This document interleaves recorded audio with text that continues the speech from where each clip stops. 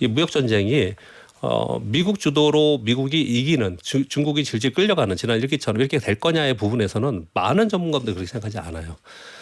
이번에는 트럼프 대통령의 관세 정책으로 인해서 오히려 중국이 더 좋아지는 꼴을 만드는 게 아니냐 이런 분석들을 많이 하지 않습니까? 그렇죠. 시진핑만 웃는다는 얘기도 있고. 그 얘기를 네. 잠깐만 좀 말씀 좀 드리면요.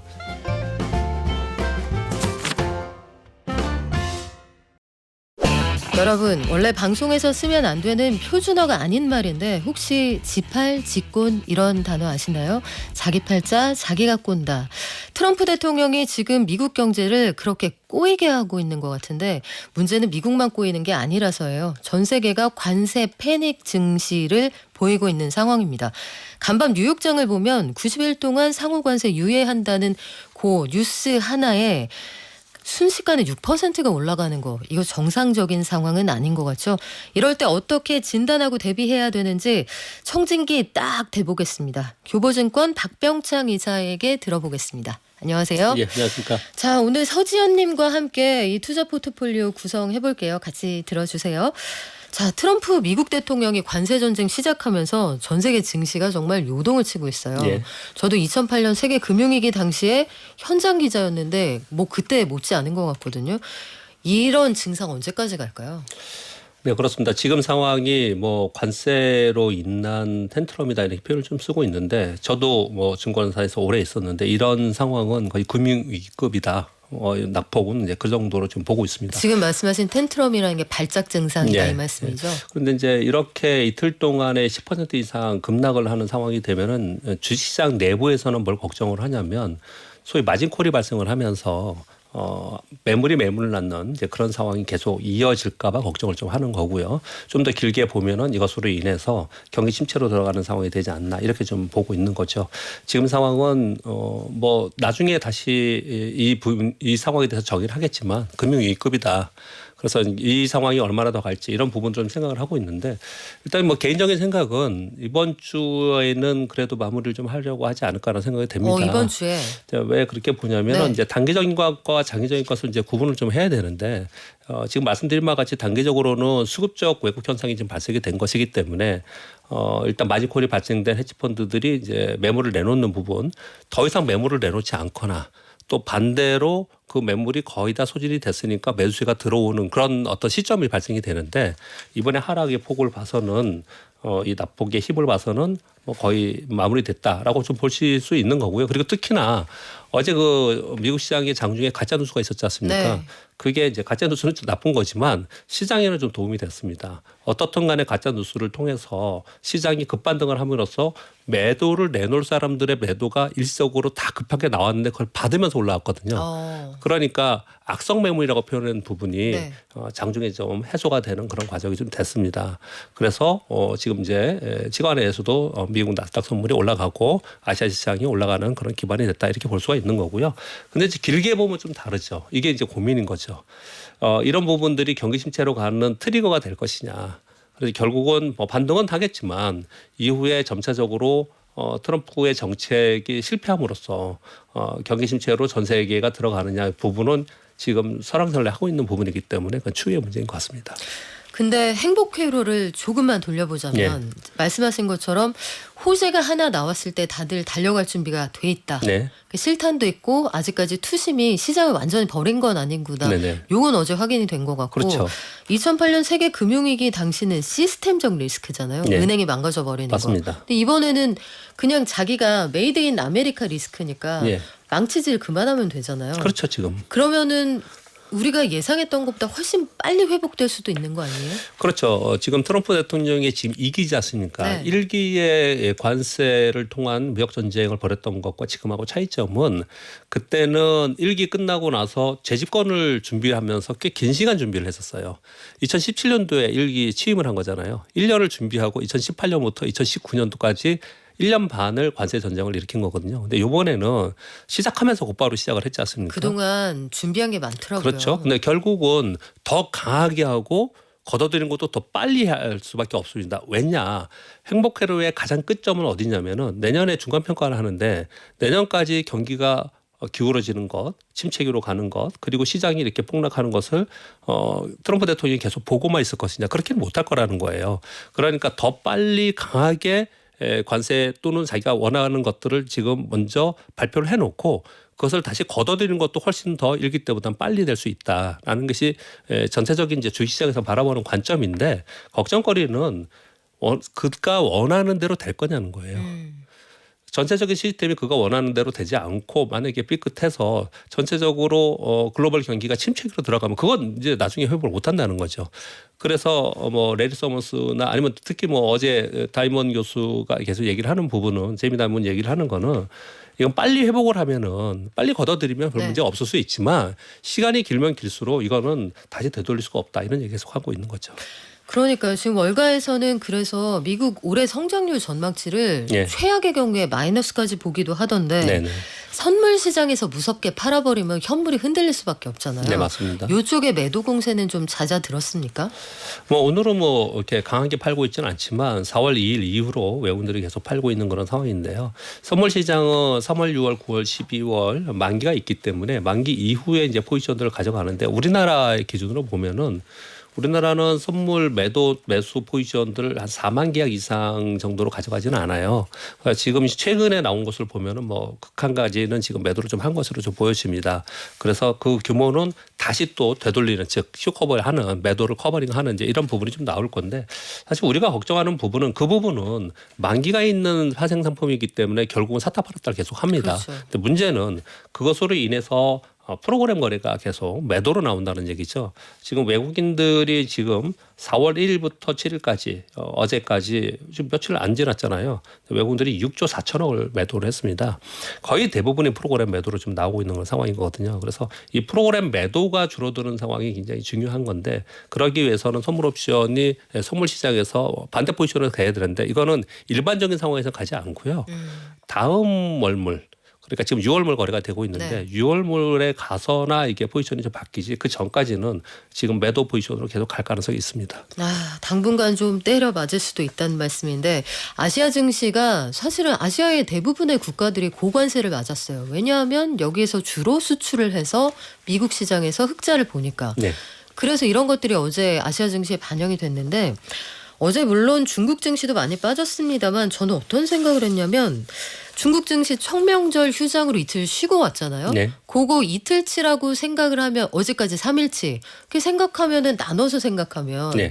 나누기 3분의 1 하면 미국보다는 꽤 버티는데, 이런 느낌이 들었어요. 맞습니다. 덜 빠진 겁니다. 그렇죠. 예. 중국장은 왜 상대적으로 덜 빠집니까? 우리도 상대적으로 덜 빠졌죠. 그렇죠. 그러니까 우리도 상대적으로 덜 빠진 이유는 우리나라 내부적으로 원래 약세였던 구간에서 악재를 반영하고 있었어요. 그런데 그 악재 중에 한 가지가 지난주 금요일 날 해소가 됐습니다. 정치적 불확실성이. 네. 그래서 우리는 지난주까지는 상대적으로 좀 버텼던 거고요. 근데 월요일인 어제는 우리 시장에서는 이제 그것을 다 보내고 나서 이제는 이제 미국 시장으로 반영하는 구간이었기 때문에 어제 5.5% 정도 빠진 거예요. 중국 시장도 보면은 중국은 상대적으로 지금 이번 트럼프 대통령의 관세로 인한 이 전쟁이라고 표현하는 이 무역 전쟁이 미국 주도로 미국이 이기는, 중국이 질질 끌려가는 지난 일기처럼 이렇게 될 거냐의 부분에서는 많은 전문가들이 그렇게 생각하지 않아요. 이번에는 트럼프 대통령의 관세 정책으로 인해서 오히려 중국이 더 좋아지는 꼴을 만드는 게 아니냐, 이런 분석들을 많이 하지 않습니까? 그렇죠. 시진핑만 웃는다는 얘기도 있고. 그 얘기를 네. 잠깐만 좀 말씀 좀 드리면요. 중국은 트럼프 1기의 관세 정책으로 인한 그 부작용을 받기 때문에 공급망 다변화를 그동안에 계속 했었고요. 두 번째, 미국은 미국 전체 경제에서 무역의 한 26% 정도 차지를 해요. 그 중국은 어마어마하게 그 무역의 비중이 커가지고 미국에 꼭 팔아야지만 된다고 생각하잖아요. 근데 중국은 한 35%, 36%는 돼요. 그러니까 미국만 뭐 꼭 내수로 사는 게 아니고 중국도 충분히 그렇게 하고 있다라는 거죠. 그리고 바이든 대통령 때 그럼 중국은 뭐 관세로서 자유로웠나? 그렇지 않았거든요. 여러 가지로 중국은 계속해서 규제를 받았기 때문에 그동안에 준비를 해온 상태에 있습니다. 이게 첫 번째, 두 번째 말씀드리고요. 더 중요한 건 뭐냐면 이번에 트럼프 대통령이 잘못하거나 아니면 실수 이게 만약에 트럼프 대통령의 관세 전쟁이 실패할 가능성이 있다면 그것은 무엇이냐면 우방국이거나 아니면 다른 국가에도 고 관세를 전부 다 때려놨다라는 거예요. 가장 중요한 것은 중국을 규제하고자 하는 것이고 그리고 중국에 있는 공장들이 나와서 제조업을 포함해서 국영제를 포함해서 미국으로 돌아오라는 얘기를 자꾸 하고 있는데 중국의 공장을 지은 글로벌 기업의 입장을 생각을 해보면 관세를 100% 맞아도 비용 측면에서 미국으로 다시 돌아갈 이유가 없거든요. 지금 통계적으로 많은 전문가들이 얘기를 하는 것이 중국보다 미국의 공장을 거기서 돌리기 위한 비용이 한 5배 정도 높다 그러잖아요. 그러면 100% 가지고 그걸 갈 이유가 없어요. 그렇지만 다른 나라로 갈 수가 있겠죠. 그래서 애플도 인도로 가고 베트남으로 가고 전 세계적으로 이제 이동을 동남아시아로 가려고 했던 거잖아요. 네. 그런데 이 동남아시아에도 베트남도 46%가 때려놨는데 그러면은 움직이겠습니까? 이게 지금 중국이 속으로 웃고 있을 수 있는 현실이 좀 된 겁니다. 이런 부분들을 생각해 보면 이길 때만큼 중국이 그렇게 호락하지 않을 것이다라는 게 시장의 걱정이면서 또 만약에 트럼프 대통령이 원하는 대로 빨리 끝나버리면 시장은 불확실성이 해소될 텐데 네. 오히려 이것 때문에 더 기를 수 있지 않겠냐 이런 생각들도 많이 드는 거죠. 그러게요. 우리가 과거에 보면 식민지 지배 원칙이 디바이드 앤 룰이잖아요. 그 중국만 고립시키면 네. 중국은 불리하고 다른 나라하고 무역 잘하면 중국 때리기가 효과가 있을 텐데 맞습니다. 다 때려 맞은 상황이고 예. 아무데도 못 가게 해놨으니까 예. 그냥 있자 최선을 다해서 움직이지 말자 이렇게 될 수 있겠네요. 지금은 이제 그렇겠죠. 그러니까 이제 만일 또 희망의 회로 중에 하나는 중국은 지금 강대강으로 계속 싸우고 있으니 이제 뭐 베트남이나 인도네시아, 말레이시아, 한국 뭐 이런 국가들에 대해서는 협상을 통해서 관세율을 좀 낮춰준다. 그렇다면 중국에 나와서 다른 데 갈 수 있겠는데 지금 현재 딱 때려놓은 거는 중국 안에서 꼼짝달싹 못하게 하고 있는 그렇죠. 상황이기 때문에 쉽지 않은 상황이다라고 보는 겁니다. 근데요, 이사님, 제가 고민되는 건 뭐냐면 그런 상황들을 생각하면은 최근에 나온 월스트리트저널 사설이나 이런 거 봐도 중국이 손 안 대고 코 풀겠다 이런 생각은 하면서도 네. 중국에서 이 과잉 생산된 제조업의 물품들이 미국으로 못 가면 네. 이거 갖다 팔아야 되잖아요. 네, 맞습니다. 네. 한국 가고 일본 가고 유럽 들어가야 네. 되는데 네. 그럼 미국이 중국 때리고 중국에 얻어맞았으니까 다른 나라에 이걸 떨이를 해버리면 네. 우리들끼리 또 싸워야 되는 거 아니에요? 맞습니다. 그래서 글로벌 경기 침체 얘기들이 나오는 거예요. 결국은 중국을 때림으로써 뭐 미국은 미국 예외주의로 뭐 어떤 것들을 추구하고 나갈 수 있을지 모르겠지만 다른 여타 국가들은 그동안에 계속 이렇게 전 세계가 무역 전쟁을 하고 관세 전쟁을 하는 이유를 가만히 생각을 해보면 관세 전쟁을 트럼프 대통령이 원하는 거 이거 다 우리는 다 알았으니까 그런 거 빼고 이런 일들이 벌어지는 이유는 생산성이 높아지면서 물건이 너무너무 많이 나오는 거잖아요. 그래서 싼 가격에 나오는 거지 않습니까? 그렇죠. 이걸 이제 막으려고 하는 거지 않습니까? 그런 부분에서 미국은 미국 스스로 해서 테두리를 쳐놓고 그러면 중국은 그것을 지금 말씀하신 대로 다른 국가들로 밀어내기를 한다면 다른 국가들은 더 어려운 상황에 처할 수 있고 그것이 경기 침체로 갈 수 있다라고 걱정을 하고 있는 것입니다. 야, 이거 전 세계가 머리채 잡는 상황이 될까 봐 그게 걱정이 되는 건데 2022년에도 사실은 증시가 안 좋았어요. 네. 그때 S&P 500 지수도 지금만큼 빠졌는데 네. 그때랑 지금은 좀 다르잖아요. 네. 그때하고 지금하고 근본적인 차이점이 뭔가요? 근본적인 차이점은 금리죠. 금리. 예, 당시에는 금리를 2020년도 팬데믹 맞고 제로금리 상태에서 2022년도에 5.5%까지 금리를 올렸지 않습니까? 주식시장은 금리를 급격하게 올리는 구간에서는 항상 빠집니다. 그래서 2022년도에는 계속해서 시장이 하락하는 1년 동안 하락하는 그런 상황이었고요. 지금은 금리를 올리는 상황은 아니지 않습니까? 그러니까 이제 근본적인 차이는 이제 금리의 차이예요. 지금은 내리려고 하고 있는 네. 상황이지 않습니까? 지금 이제 관세 때문에 유발된 인플레 이것 때문에 이제 금리를 빨리 못 내리겠다. 지금 파월 의장이 얘기를 하고 있지만 여하튼 기조는 금리를 내리고 싶어하는 기조에 있는 상황이기 그렇죠. 때문에 그때 상황이랑 좀 다른 거고요. 그래서 2022년도의 하락은 금리로 인한 하락인 거고 지금은 관세로 인한 부작용 그리고 경기 침체가 일어날 수 있지 않을까라는 차이점인 거고요. 그리고 뭐 질문은 안 주셨지만 제가 하나 더 비교를 해드리면 작년에도 단기적으로 이렇게 급락한 적이 있었어요. 맞아요. 작년 7월이었습니다. 4주간 급락을 했는데 미국이 약 10% 하락했습니다. 9.2% 하락을 했고요. 일본은 얼마 하락했냐면 24% 폭락했습니다. 4주 동안. 이때 왜 이런 일이 발생됐느냐? 엔화가 미국이 일본이 BOJ에서 네. 금리 인상을 하면서 엔화가 달러엔이 162엔에서 141엔까지 떨어지면서 소위 엔캐리트레이드 자금이 회수될 거다. 그러면서 텐트럼이 일어난 그렇죠. 거예요. 그때도 한번. 그 시기에 잠깐 시기에도 10% 일본은 24% 폭락한 바가 있거든요. 그렇지만 이거는 나중에 알게 됐지만 결과론적으로는 일부 헤지 펀드들이 파산이 일어나면서 수급적 왜곡 현상이 발생되면서 이런 일이 벌어졌거든요. 지금 미국 시장이 폭락한 거는 거의 이거와 비슷해요. 지금 수급적으로 단기 급락한 것은 22년도에 하락한 건 1년 동안 그만큼 하락한 거고요. 지금은 2, 3일 내에 하락한 거예요. 그렇기 때문에 2024년에 있었던 수급적 왜곡 현상이 지금의 현상이 만들었다라는 것이 사실은 맞아요. 그런데 그때 또 차이점은 뭐냐면 그것은 수급적 왜곡 현상으로 끝나고 그리고 일본이 BOJ에서 금리 인상을 좀 천천히 하겠다라고 하면서 그냥 배드업이 졌었거든요. 그렇죠. 근데 이번에는 똑같은 수급적 왜곡 현상은 발생은 맞는데 단기적으로는 맞는데 그래서 반등할 것은 맞는데 이후에 이거에 계속 강행되면서 실제로 진행이 됐을 때 경기 둔화, 위축 이후에는 침체까지 갈 수 있다라는 장기적 관점에서 차이점이 있는 거예요. 그래서 지금은 더 걱정을 하고 있는 부분이죠. 트럼프 대통령이 고집을 꺾지 않으면 미국 경기 침체 갑니까? 간다고 봐야죠. 근데 이거는 제가 어제 있었던 레리 서머스 교수 그리고 또는 제이미 다이먼의 연례 주소한 요 네. 내용을 그대로 한번 읽어드려 보겠습니다. 적어 왔는데요. 레리 서머스 교수는 이런 말을 했습니다. 미국 경제 역사상 가장 큰 자해행위다. 시장은 세계 제2차 대전 후 가장 파괴적인 경제 정책에 반응 중이다. 이렇게 얘기를 했습니다. 제이미 다이먼 연례 주주선언에서 이렇게 얘기했습니다.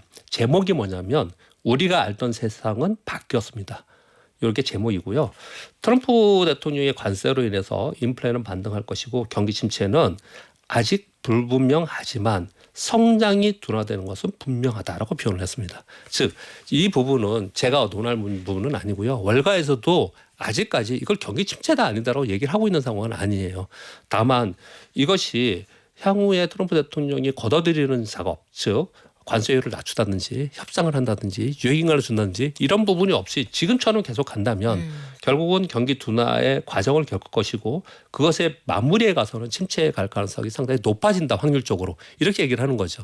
월가 IB들에서 미국의 경기 침체 확률이 뭐 30%였다가 45% 이렇게 얘기하잖아요. 네. 저는 그걸 왜 그렇게 얘기하는지는 모르겠는데 금방금방 바꿔요 그거를. 상황에 따라 계속 바꾸거든요. 그러니까 그냥 그 퍼센트가 맞고 안 맞고를 떠나서 지금의 이 강대강 그리고 트럼프 대통령의 강한 관세 정책이 이어진다면 결국은 트럼프 대통령이 원하는 대로 미국이 다시 좋아지는 쪽보다는 경기 침체로 들어갈 가능성이 높다라는 게 대부분의 의견입니다. 이런 행위를 그만해야 된다는 얘기인데 지금 말씀하신 두 분은 미국에서 그리고 세계적인 경제학의 석학이고 한 분은 또 제이미 다이먼은 월가의 황제라고 불리는 투자의 백전노장인데 그러면 요럴 때요. 지금 역사적인 저평가 구간인 건 다들 이제 인식을 하거든요. 근데 간밤에 국내 서학개미들이 뭘 많이 사나 봤더니 SOXL, 속슬, 미국 반도체 3배짜리하고 TSLL 테슬라 2배짜리를 정말 많이 사셨어요. 간밤에. 이거 잘하는 건가요? 지난번 1월부터 3월까지 우리나라의 서학개미 분들이 미국의 뭐 테슬라, 엔비디아 몇 개 종목에 집중하면서 산 금액이 거의 12조 정도 됐었습니다. 어마어마하게 샀어요. 아, 우리 돈 많네요. 돈은 많이 있는 돈 거죠. 많아요. 근데 그게 이번에 폭락하면서 어마어마한 손실이 좀 났습니다. 그렇죠. 그리고 나서 또 폭락을 했어요. 근데 또 사지 않습니까? 근데 이 부분은 결과론적으로 이것이 수익이 난다 안 난다는 좀 이따 말씀드리고요. 일단 우리나라 새학개미들의 지금 심리적인 상황은 미국에 대한 신뢰를 저버리지 않고 있는 거예요. 아직 바꾸지 않고 있는 겁니다. 아, 천조국은 어떻게든 살아난다. 미국은 폭락하면 결국은 가지고 있으면 다시 올라간다.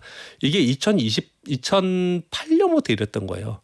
2008년 이후에 2020년 이후에 2022년 이후에 경험했던 사람들이 이러는 거지 그전에 경험했던 사람들은 주식을 했던 사람들은 그렇게 생각하지 않아요. 왜냐하면 08년 이후에 미국이 글로벌 금융위기를 맞으면서 QE 1, 2, 3를 했고 2020년에 또 한 번 어마어마한 자금을 또 쏟아붓습니다. 그러면서 미국을 살려냈거든요. 계속. 이런 믿음이 계속 있는 겁니다. 그래서 트럼프 대통령이 지금 이런 행위를 하지만 결국은 미국의 시장을 다시 살려낼 거다라는 신뢰를 갖고 계속 사는 부분은 좀 있습니다. 네. 다만 레버리지 일으키지 않아야지만 기다릴 수 있는 거죠. 그런 부분에 있어서 그것이 성공할 가능성은 저도 있다라고 생각을 해요. 네.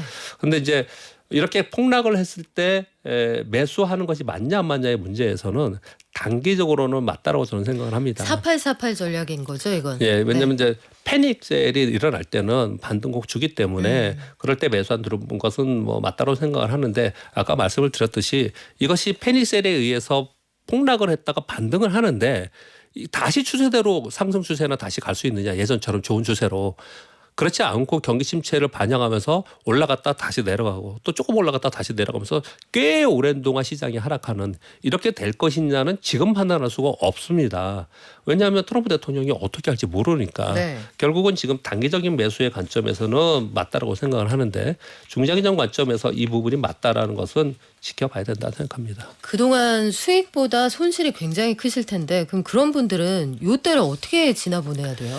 저 미국도 그렇고 우리나라도 그렇고 대부분 이제 시장이 폭락을 할 때는 일단 현금을 갖고 계신 분들은 상관이 없겠죠.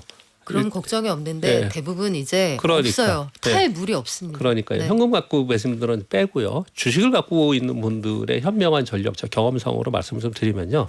이렇습니다. 내가 A라는 종목을 갖고 있는데 남들은 B라는 종목으로 계속 수익을 내고 있어요. 그럼 나는 저로 옮겨가자니 저 너무 많이 오른 것 같고 또 괜히 옮겨갔다가 내 거 오르면 어떡해? 쟤는 빠지면 어떡해? 그래서 항상 종목 교체를 못 하는 거잖아요. 근데 종목 교체의 타이밍은 언제 일어나냐면 이런 때, 이런 상황에서 종목 교체가 이루어질 수 있는 거거든요. 왜냐? 나는 A라는 종목을 가지고 마이너스 30% 났어요. B라는 종목 플러스 30% 났어요. 근데 둘이 10% 이상 빠졌단 말이에요.